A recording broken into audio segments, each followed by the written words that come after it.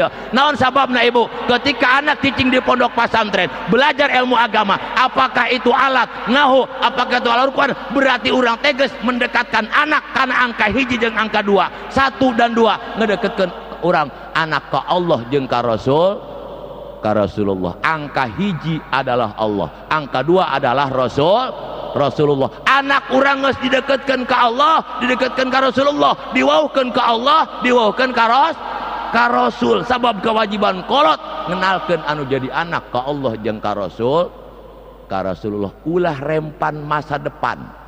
Sabab santri mah masa depanna alabat nu sejen.